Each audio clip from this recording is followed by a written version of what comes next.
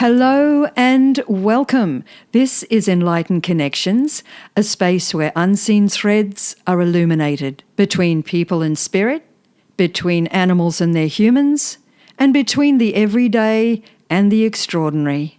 I'm your host, Lisa Aston Michael, medium, healer, and animal communicator. And I invite you each week to join me as I share conversations and practices that bring light, healing, and connection into your world.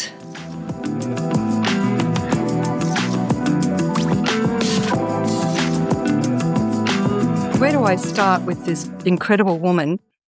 Welcome to Enlightened Connections. And on this particular episode, I sit down with Michele Lundstrom, a Shamanic Intuitive Channel, intuitive reader, and Akashic Records Reader, whose journey began with early spirit communication and evolved from a background in mental health therapy into shamanic and intuitive healing. Michele is deeply connected to nature, the elements, animals, and the energy of water. She's devoted to supporting transformation in others. After surviving a life-altering lightning strike in 2019, she now carries what she calls lightning medicine. It's a channeled energy that has amplified her intuitive gifts and deepened her work in physical and energetic healing. Welcome, Michele. Oh my gosh, thank you so much. I'm excited to be here. I'm honored and very excited to have you here today because your journey weaves together psychology, spirit, nature, and such a profound life-altering experience that you've had. And I'd love to begin at the foundations, before the lightning, before the shamanic work. And I just want to explore the path that kind of led you here. You began your career as a mental health therapist before stepping fully into shamanic and intuitive work. What shifted within you that made you realize traditional therapy was no longer the whole picture? And how did you bridge psychology and soul work? Well, from the very beginning of being a mental health therapist, I had all the background help. So I was getting help from the guides. I was getting help from people's ancestors that were showing up in the room. And I got really well practiced at pretending that none of that was going on and using that information to pose my questions. So I don't think there was ever a time in all of those 20 years that I wasn't utilizing that in the background, and it wasn't until, later that I became more open about it and then made the full transition into the intuitive and the shamanic work. But it was always it was always there, and it gave me such validation. So, I mean, how many intuitives get to, practice every day with helping people and just knowing exactly the question to ask? So if someone observed me doing therapy, they would have absolutely no idea that I had that going on in the background. But what students would say to me when they did observe me was, "How'd you know to ask that?" Or clients would say, "I don't even remember telling you that. How did you make that connection?" So it would be those kind of things that might give somebody a cue that there was something else maybe going on. But I got really good at pretending, and I got such a confidence boost and such validation in trusting the guides, in trusting the animal spirits, and trusting the nature spirits, the elementals, the ancestors that had passed on, their higher selves. All of that kind of came together that really helped me to develop a communication and understanding who's what. And I have a certain sensation in my body when an angelic presence comes in. And so I know that's there. And that all came from that repeated practice of doing mental health therapy. So I'm really grateful for those years. And you asked about when did I know that that wasn't quite everything. I would get to the point where I felt like there was a stuckness. Like I would start to see like we've mentally or cognitively processed this all we can, which is a really important step on people's healing to have somebody sit with them and bear witness to their story. That's a beautiful thing. But then there's the point that the story's been told, and I would see people and they just had this stuck energy in their body.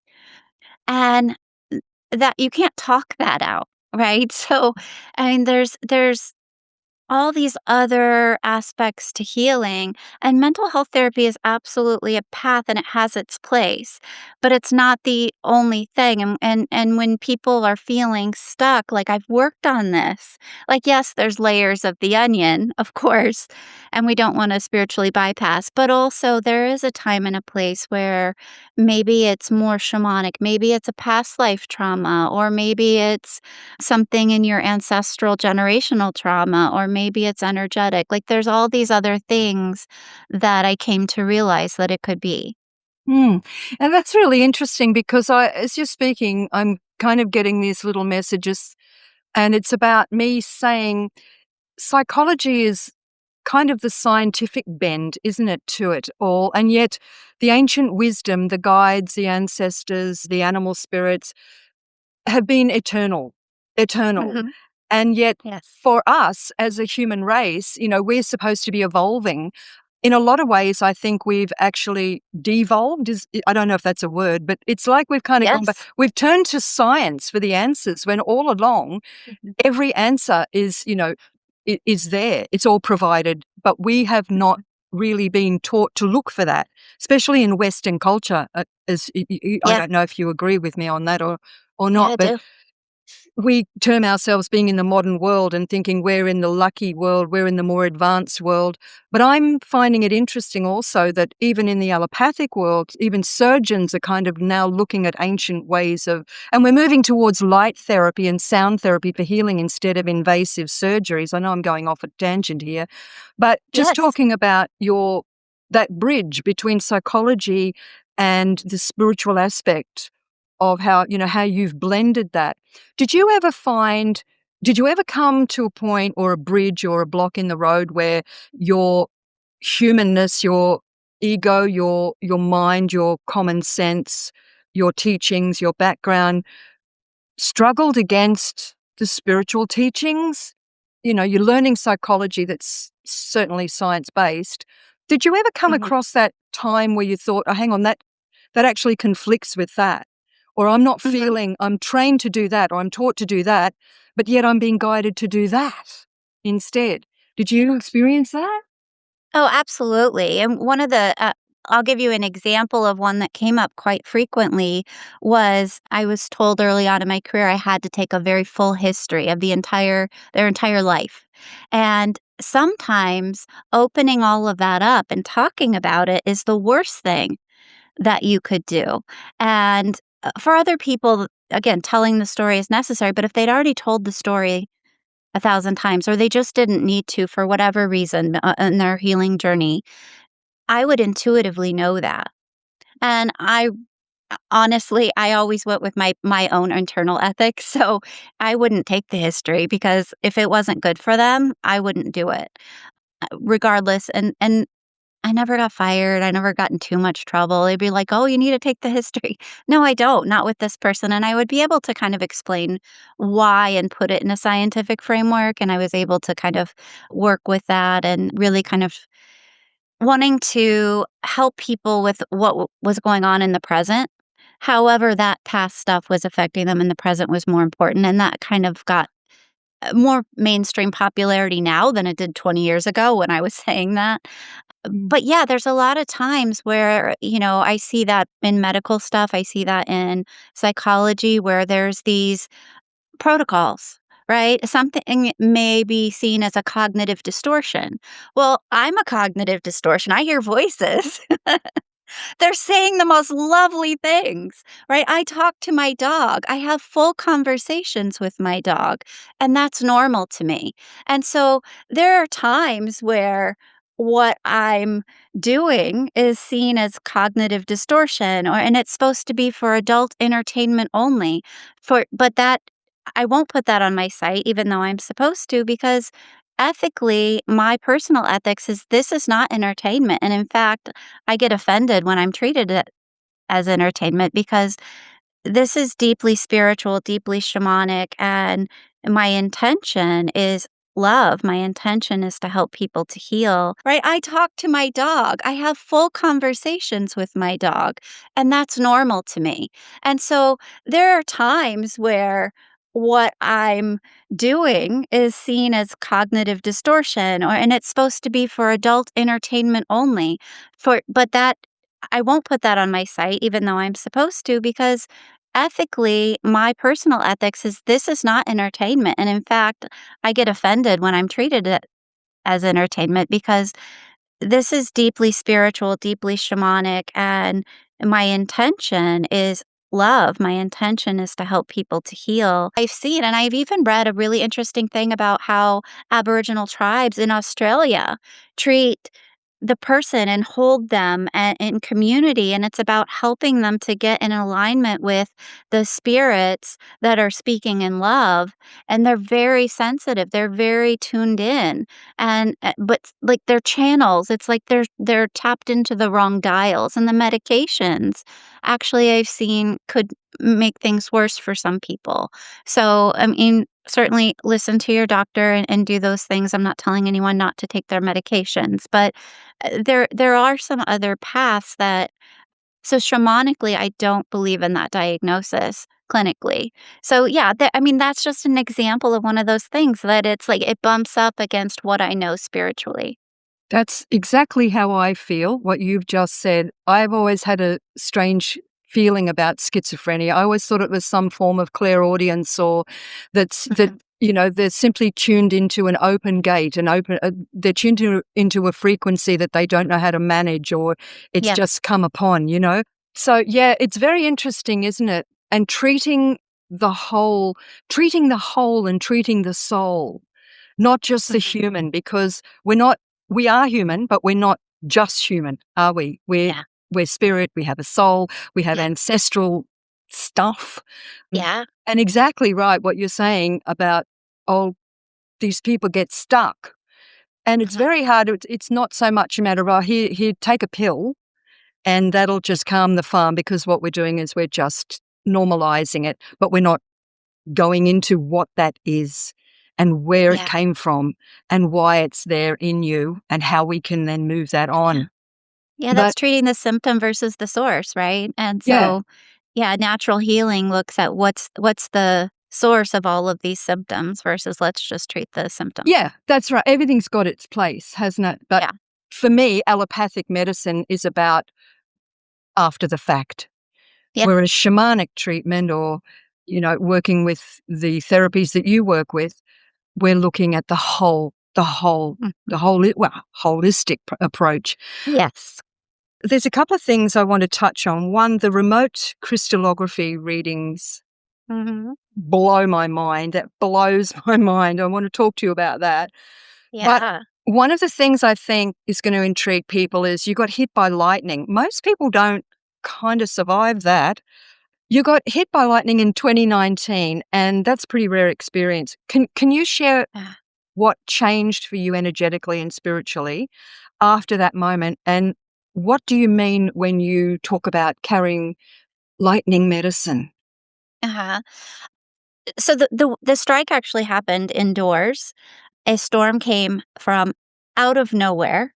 I mean, somewhere, but out of nowhere. It was Yeah. not expected. It was a beautiful summer day, and all of a sudden, a giant storm came. Lightning struck the tree, and a side flare came, melted my window in the almond mandorla shape, and struck me 3 times in the back, and three burn marks. It came down my right arm, my right leg. It affected my heart. According to my Fitbit, I was gone for 3 minutes, and then all my vitals came back on after 3 minutes. I don't know if that would I was unconscious during that time, and my poodle that I had before the one I currently have, I woke up to her kind of in my face and came to, and yeah, I mean, it was a real struggle in the beginning. I had, heart complications that I had a miraculous healing. So, my heart is fine now. We don't know why. It went from not fine to fine. I know why. It's spiritual. It was a healing that I received because that wasn't the intent of the strike. The intent of the strike was to open things up. It cleared out all of the trauma, the stuff that I talked out, worked out, because I had a difficult childhood, and all that stuff that was I had already done the work. Now, I still have work to do, but the stuff where I'd already done the work, it literally cleared all of that out of my body and out of my field. I no longer held that in my fascia, my bones, my ore. It was that part was gone. Again, I'm still doing my work. I'm not saying I'm done. I am not there. I have not reached enlightenment yet. But being able to learn the lesson of grounding, so I couldn't handle the amount of energy that I now live with, the intensity of the buzzing feeling that I now live with is different than what I lived with before. And so at first, as I was acclimating and to release some of the excess, I had to lay on the earth and just offer that to the earth.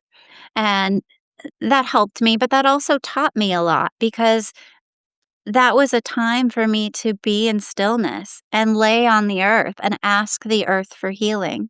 And I had just a few months before started a shamanic practitioner 2-year program when that happened and, was told by my teacher that many indigenous communities consider being struck by lightning a shamanic initiation for those who survive. And so there was a lot activated and there was a lot of gifts activated. The energy that now comes through my right arm, I still have pain in my right arm, but it reminds me to run the energy. So when I've asked in hypnosis, why do I still have this nerve pain? It's to remember to run this channeled energy. The energy is not of me or from me. It is an energy that I channel that is a result of the lightning strike. And when I run it, and even skeptical people, which is always kind of fun, they will feel so much tingling in their body. It's a very felt experience when I run that. And if there's no one to run it to, it's primarily I gift it to the earth, I gift it to trees, I gift it to animals most of the time, and now and then when I feel called, I will run that and gift that through to a human. That's very powerful. That's very powerful. It's like a complete reset, isn't it? It's like in the shamanic tradition, if you're taken to meet Amaru, the great serpent, and she breaks you down and rebuilds you, and maybe Yeah. not the same way that you were prior to that happening. But this is Yeah. definitely, for my feeling, it was your destiny all along for that to Mm. happen in the most, and it happens, I suppose we look at it in a what a freak thing to happen way, and yet it's not. It's exactly how it was meant to happen for you. You're a very powerful healer on this earth at this time, aren't you? But I guess that was your choice to do that as well, to be here at this time and do the work that you do. Yeah. There's so many powerful healers at the moment, and thank goodness for that because we're right at that time in our history where we really we really need it. And just backtracking a little about mental health, I think it's more than ever. It seems more than ever to me that things are coming up for healing. Yeah. I won't say Mhm. there's more people sick. I would say there's more people coming up for healing. Would Yes. would you agree with that? And so the Yeah. healers, at this time are crucial, as they always have been, but seem to be coming more to the surface and more acceptable. Of the work that you do, for example, it's becoming more acceptable. You go back X amount of years ago and everybody was burnt at the stake, and that wasn't much fun on a Sunday afternoon except for the watchers. But now Yeah. it's different, right? Now people are seeking out healers like Yeah. yourself. Yeah, People are more going, people are seeking it out. I see more people being open to it. And when I first started doing it, that was not the case. So it's really been an interesting journey of watching kind of minds open and people coming that would not have come before and being curious about a different type of healing and what options are available. So it's exciting to see people open to more holistic and shamanic types of healing. For lots of reasons, I think a lot of Yeah. people are feeling disappointed with the allopathic system, and they're not getting the answers, or maybe they're finding out that the answers they got weren't exactly the truth. So they're looking towards, the ancient ways of healing now, because they've been around forever and a day. But can we talk a little bit now? I know in your website, you mentioned that you were inspired by Veda Austin, and she does incredible work. Tell me Yes. about these remote crystallography readings. I'm a huge fan of water. I myself am double water sign, and water is everything for me. And I just was so drawn to this work that you do with water. Can you talk to us a little bit about that? I absolutely love water. She is magnificent. She is beautiful. She is living, and she can communicate in the most amazing ways. And what actually started this journey was I was doing a shamanic journey, and it was kind of a spontaneous one. This happens to me sometimes. And the element of water took me for this ride where I got to be a molecule of water. And it was the most incredible thing. I went through the air and up in and became rain. And I got stuck in a Twinkie wrapper for years at one point, inside of a Twinkie. And then I went through a human body. I went through a gazelle. I went through a bird. Like, I ended up in outer space at the very end, stuck to an asteroid. So, I mean, it was just the most incredible, powerful, like things I would never even think of about water's journey and experience. And so at that point, I did Dr. Emoto's stuff, and I did the rice experiment, and I still have it where I have the 3 jars, one that says love and gratitude, one that says hate, and one jar that's, says ignore on it. And the hate one and the ignore one are disgusting and moldy, and the love one, even after years, is still white rice. And so, we know that water and the frequency and all of that has an impact. We're mostly water. And then after this journey, I just started Googling. I wanted to learn more and more about water. And I came across Veda Austin. And I was like, this woman is incredible. And I saw that she was freezing water, and she's very scientific. And I love her for that. And I got her book, and I saw she's like really working to find these symbols that are consistent and have really clear meanings. But as an intuitive, uh, I looked at it and I would see a very clear message. I was looking at them and I was like, this is an oracle card. Like, this is, depending on what you ask, this is a very custom message. So I learned her freezing process, and I created one. I had no intention, none. I'll be honest. I like to say, oh, I had this big intention for my first one. I really didn't. I took this water with me. I went to yoga class, and then I went to reformers Pilates class. I was, you know, doing all that. I came home and I looked at my water bottle. I had a little left. I froze it. And it showed me on the reformer, it showed me in a yoga pose on a yoga mat. It was the most incredible thing. I was blown away. There was no denying it. And then I did another one where I had put a crystal in it, and it had the most incredible pattern. And then I asked it for a message. I was just being playful with water, and I got the coolest message. And then I kept a bottle by me while I slept, and I asked it in the morning, show me my dream. This dragon I saw in my dream, face, body was very clear. You could see the image of the dragon. It had captured my dream.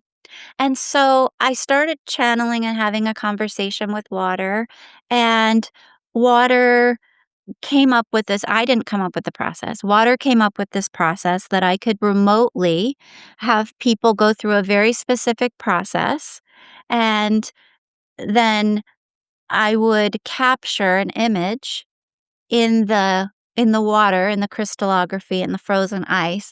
And then I meet with people for the crystallography readings on Zoom, and I read it like an oracle card to them with water. And so water helps me to interpret it. Some people might call it pareidolia, Mm. and which is, kind of seeing faces. But I think pareidolia is a psychic gift that we don't talk about. I think if you see a face in the tile in your floor, that there's probably a spirit coming through saying hi. If Mm. when we see those things, I think that that's something, not nothing.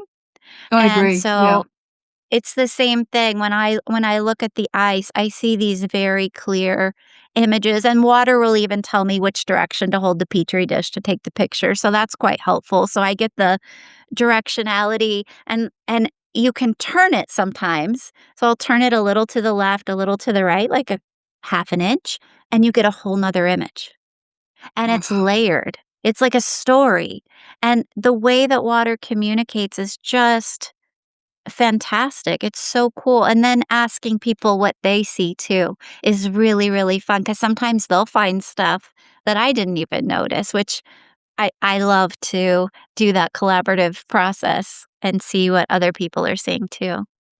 Wow. I knew water was healing, but I didn't realize, to that degree, what you could really look into it and find out about people. That's Mhm. incredible. If you think about it, though, we kind of take water for granted, don't we? In a lot of ways, like if you're stressed or tense or whatever, and you have a shower or you go for a swim, it's like you just think, oh, that's relaxing, but you never think to stop to think, well, wait a minute, maybe that water is healing me. Maybe that's Mhm. what's going on. And I love the Yeah. way that from watching Pam Gregory's videos, and she often interviews Veda Austin, is that thanking the water, always thanking the Mhm. water and blessing the Yeah. water. And I must admit, I've been doing that myself a lot. I thank the water. Every time I get in the shower now, I thank it. Every time I have a glass of water, I bless it. Mm. Yeah. For anything and everything, even filling the pool out the back for the little dogs. It's like, thank you. Yeah. Thank you so much for this beautiful gift that you've given us. Water is so powerful. And as you said, we're made up so much of water that it's natural for us. And actually thinking of some of the water planets as well. I remember having a session with somebody once. It was one of those Dolores Cannon sessions. Yeah. Yeah, that one. QHHT. Yeah. Yeah, yeah. And I turned up at the doorstep, and this lovely, beautiful woman looks at me and she says, "Are you Mintarkan?" And I said, "Oh, no, I'm Australian." I don't know what I didn't know what she was talking about, right? This is a while Yes. back, and I'd never heard of Mintaka. She laughed, and I said, I don't know where that is. Is that somewhere in Europe?" And she goes, "Not exactly." No, not No. exactly. And then she gave me the background and said, "Oh, that makes so much sense because I'm always drawn to, like, I've always had the ability to feel the color turquoise. I can't feel any other color. Every other color is just color. But Yeah. turquoise, I can feel it. I feel it. It's got this Yes. strange home-based, nurturing, secure, wrapped around me feeling. It's quite interesting." And then she explained about who and what Mintaka was. So I think that's kind of interesting that there's water planets as well as Earth that we've spent a lot of time on prior to coming here. So And the water travels too. So the water there's water here on Earth that has been on Matanka. So there's water that's been in the Pleiades. I mean, it does travel. And yeah, so that's part of how we tap into some of that galactic Akashic records too, is water shares information with other water. And so we can get remote information through the water and through the water in our body. And that's part of what helps us really tap into some of that galactic knowledge is water knows. yeah.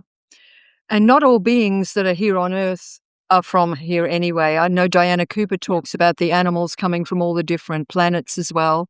Mm. So it's rather interesting. And I think that might be why some people are such good channelers as well. I think because it's being able to just open up. I think we've all got that ability to do it. Everyone, to me, Mhm. everyone can channel if you open.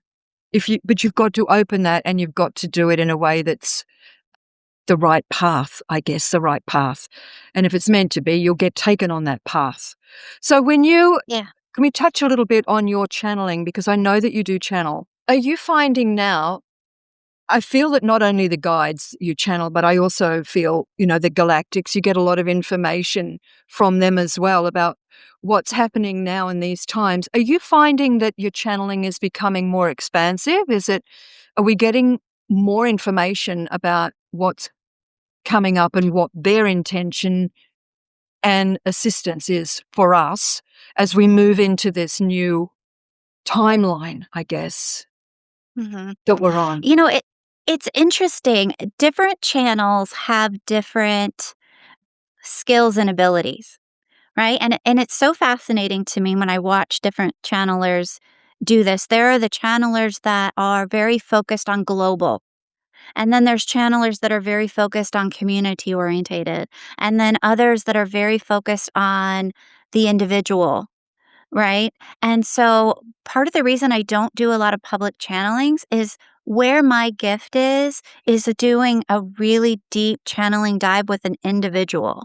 And I think it's those years of being a mental health therapist and just my soul's journey is all about being of service and helping as a healer. And so my focus and the information that I'm getting, like I can start to make generalizations from all of the readings that I do for individuals, and I get some bigger picture information, but mostly I'm seeing a lot of people having different gifts come online. I'm seeing a real pattern of more and more people having like intuitions where they're like, I just know this all of a sudden. And I'm like, yes, yes, you do. A lot more claircognizance is coming online, which is clear knowing. And what's interesting is it's harder to train claircognizance because training claircognizance is really doing a lot of pattern recognition. So when I have a knowing, right, what direction did it come from? There's a pattern in that, and my guides will stand in certain spots, right? Or I can tell if it's someone else's higher self. Like there's pattern recognition within claircognizance that helps us kind of get meaning. But when I see kind of that bigger picture stuff, I see more and more people shifting into being awake and more people shifting into shutting down and digging in their heels. And I'm seeing this bigger and bigger divide of the people who really are very uncomfortable by people like you and I.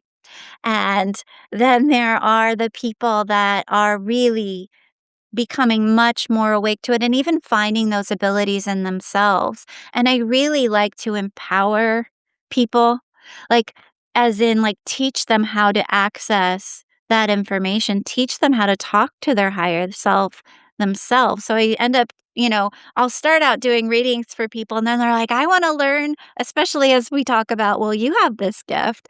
And then it kind of usually transitions into some sort of psychic development so that they don't need to keep coming to me for a long time that they and more people I'm seeing more people getting excited about that and then, sharing their channelings with me and being really excited about what information is coming through or that they got an intuition and they listened to it. And it's just yeah, it's really exciting to see the group that is becoming more and more awake. And I think a lot of that is, the star seeds, the people that have been traveled around, been on other planets. Clearly you're a starseed too.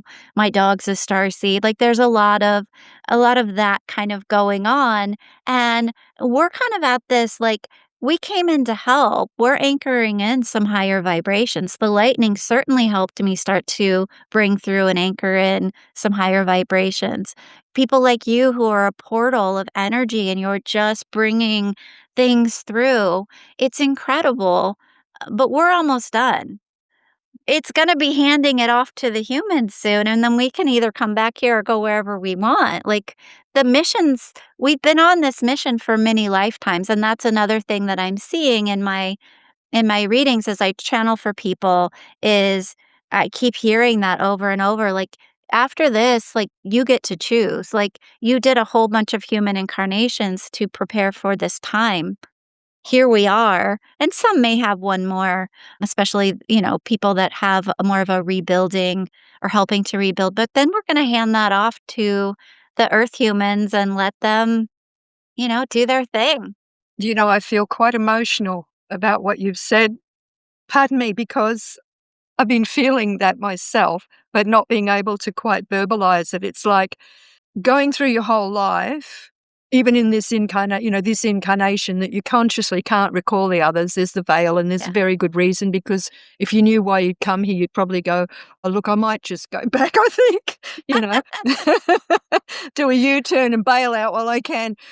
But it's that feeling of, even in the single incarnation that you're in at the time, is wondering. There's that kind of strange, ever so faint wondering, what the hell am I doing here? As you're going through, because the culture that we've dropped into in this incarnation is the most shut down of all, to me. Yeah. I mean, even when they did horrible things back in the day, they at least acknowledged witches. They at least acknowledged those with the gifts. Nowadays, it's like, oh, woo woo, and it's been so damn hard, this journey, for so many of us. And I love that you say it's coming, our job's nearly done. And that's not in Yeah. an egotistical or, oh, well, I achieved everything, rah, rah. It's not like that at all. It's just this quiet nudging, this quiet journey that says, well done, Yeah. Yeah, go do something else, have go fun. do Go something live in else. a turquoise watered planet. And though most of the people I get tend to be starseeds, I tend to get people that want to really ask some big girl or big boy questions and Yeah, really wanna go deep. So, I mean, most of the people that I end up working with or that come to see me usually are pretty advanced in their development and wanting to kind of level up or really wanting to ask some really big girl, big boy questions. And then when I go to fairs and stuff like that, I do see kind of the general public, the curious person that's so opposite, and it's just like, "Welcome. I'm so proud of you, like, you opened your mind up to walk in here today." And even if a partner bought the, reading for them and they're sitting down, like, grumpy about it, right? yeah. It's like, well, They were right where they needed to be at that moment. exactly. It Yes. you know, but that's another story. Michelle, this it's been an extraordinary conversation with you, and I could definitely go on for days talking to you, but I kind of have a couple of questions before we wind up. You talk about working with the elements, and especially water, and we both love water. This is really a question for the listeners, because what would you say, how can they begin? Huge question. How can they Yeah. begin to reconnect with the elemental world in a practical way that can support their own healing? I would say go outside and be in nature. And just sit on the ground, touch the ground with your skin, with your feet, with your back against a tree, in some way, touch nature, reach out and touch a leaf, right? And really just breathe, listen to the birds sing, listen to any other animals that may be hooping and hollering around, and just listen like it's music. And if you listen deeply, so deep listening is you try and hear the very last note, right? You really listen in this here now moment. And when you do that, and you show up and you give gratitude to nature. You were talking earlier about giving gratitude to water, right? I love to give gratitude to the elements. And I think a lot of people starting going out and giving gratitude. Thank you, tree, for being here. Thank you for however you're helping me. Thank you, earth. Thank you, air. Thank you, water. Thank you, fire. Look up at the sun or the lightning or right. And don't look at it. But being able to say thank you and have that gratitude in your heart begins to open up that relationship with the elemental realm. And the more that you open up that relationship and consistently give that gratitude and consistently show up in it, like here I am, right? Then the elements will start to speak to you over time. Now, it's not gonna probably be your first day. Maybe you had a past life where you were and all of a sudden it clicks on. That's great, but that's not gonna be a common experience. More than likely, if you're not already kind of doing that and this is new, it's really just about spending time in nature, thanking the elements, noticing them. If how is the wind blowing? The wind is really cool because it'll answer questions with it speeding up and slowing down. You can ask the wind for a healing. give it gratitude for a healing. And you know what? The more you practice that, the wind will pick up when you ask for that healing. That's beautiful. Thank you. Thank you so much for that. And my last question to you, and take as long as you want to think about it, is if you could share one message with the world, what would it be? One message with the world. I would say go into your heart. We spend so much time in that modernization of the world where we went into our brains. And it really is time to sink back down into our heart. And when we go into our heart, we have deep knowing. And so if I'm not sure about something, the heart always knows the truth. And the heart may not be able to tell you, did this person lie because, they didn't want to hurt my feelings or they lie because they're manipulating me. But the heart always knows truth. Always. And there's something so powerful about dropping into our hearts. Being in nature, drop into your heart. Give that gratitude from your heart. If you give that gratitude from your head, the elements are going to sit and be like, we'll be here when you're ready. But when you really connect with them from the heart, right? All the things that I do when I teach children the blindfold training to see with their inner sight, it's we always teach them through the heart, right? When a indigenous tribe is helping somebody heal from schizophrenia, they're from the heart. They're treating the heart. Everything comes back to being in the heart. So my message for the world, my message for humanity is keep dropping back and down, and come back into your hearts. That's a beautiful message. Thank you very, very much. I really can't say more. I can't. That is just a full stop on a very beautiful and long sentence. Thank you, Michele. People need to get hold of you. They need to get in touch with you. You have so much wisdom and so much to share at this time. People can reach you a few different ways. Your website is Luminous Ignis. You're also on Facebook under Luminous Ignis. I will spell that. LuminousigNus.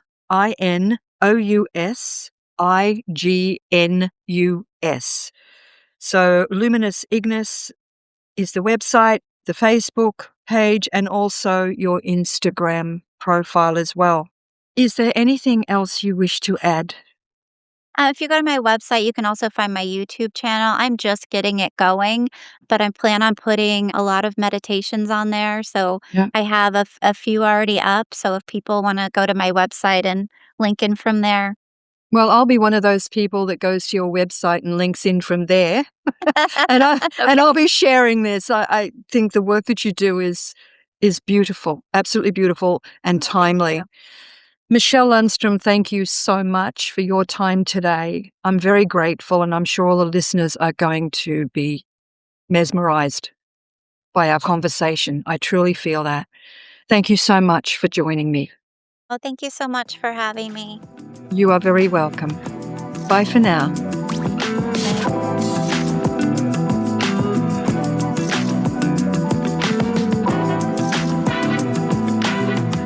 Thank you so much for being here and tuning into Enlightened Connections. I truly hope today's episode offered you something to reflect on, expand into, or feel more deeply connected to, whether within yourself or with the animals and spirit world around you. If you enjoyed this conversation, please follow or subscribe to the show and share it with someone you feel may benefit from it as well. It's one of the most supportive ways you can help this podcast reach more hearts, more homes, and more animal lovers. And if you'd like to stay connected in between episodes, come join me inside the Enlightened Connections podcast Facebook community. I'd absolutely love to have you there. Until next time, take gentle care, stay connected, and trust the whispers.